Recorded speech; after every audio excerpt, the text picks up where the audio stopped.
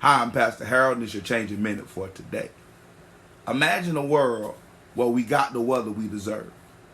Being a Floridian, I feel punished every time it's summer. It feels like the sun is shining right on my head. And it's terribly hot. But there's no cool breeze for the righteous of God. God shines the sun on everyone and gives everyone rain. All of us get the same weather no matter the behavior. How are we supposed to treat offensive people?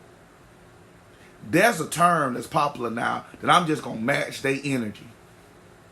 So if they're nice to me, I will be nice. And if they're mean to me, well then I'm going to be mean because I'm matching their energy. But what does God say? How does he say act? How are we supposed to reflect Christ to the world?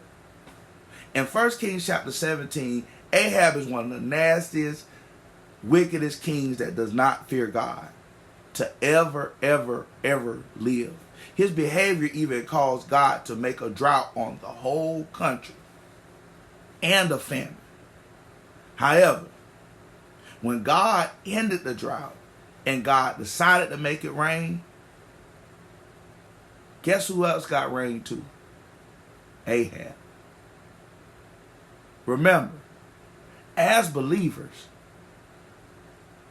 our lifestyle and behavior are supposed to reflect God's. And that's our calling card. Many times, matching energy has no effect. It's normal behavior, and everyone expects it. But you know what's not normal? Showing grace. We think that matching energy is going to get them back. Being nasty too going to get them back. But the Bible says a better way in Proverbs 25 and Romans 12. That if you return their hell with heaven, it's not a sign of weakness, but strength. Matter of fact, the Bible says if we do that, it's like heaping hot coals on their head. And God will reward us. So we must ask ourselves this question. Do we know more than God? Can we avenge better than God?